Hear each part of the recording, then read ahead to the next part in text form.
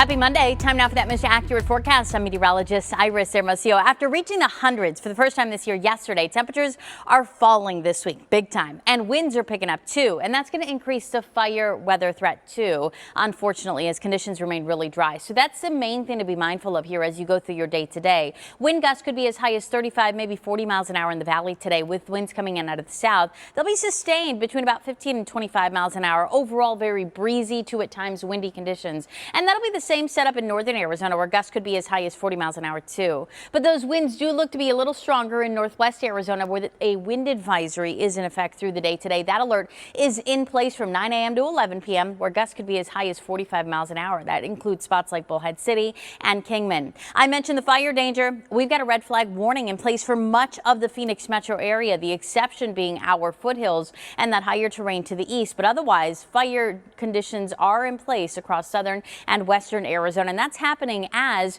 we get an increase in those winds, but also relative humidity is staying low. So for Phoenix, that relative humidity will be around 10%. That means the air is very dry, and when you get these strong winds in place, that also combines with that low relative humidity to increase that risk for wildfires. So really anything that causes sparks should be avoided. Know that fires can get started very easily under these conditions, and then they can spread quickly with these stronger winds.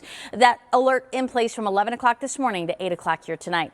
Now these winds will bring in some cooler air. So after reaching the hundreds yesterday, notice no triple digits on the map today. Instead, we're talking mid-90s across the valley. Now that's still above normal, but Phoenix topping out at 96 at least, and not in the hundreds this afternoon. To our west, low 90s for highs, and in northern Arizona, it's a mix of 60s, 70s, and 80s. Spots like Sedona will make it into the low 80s, but Flagstaff reaching the upper 60s and low 70s for Heber. It's a temperature roller coaster. After reaching the low hundreds yesterday, we're falling today. We fall even further tomorrow. Then we're back into the 80s, believe it or not, by Wednesday. And by Thursday, the high dropping to about 80 degrees. So it is going to be cooler by the end of the week. And that's thanks to a storm system that's approaching from the west. At this point, valley rain chances look to stay below 10% through the week. But we will get more clouds Wednesday and Thursday. And the winds will stick around through the end of the week. Then we start to warm back up with high pressure building in. The 90s are back on Sunday.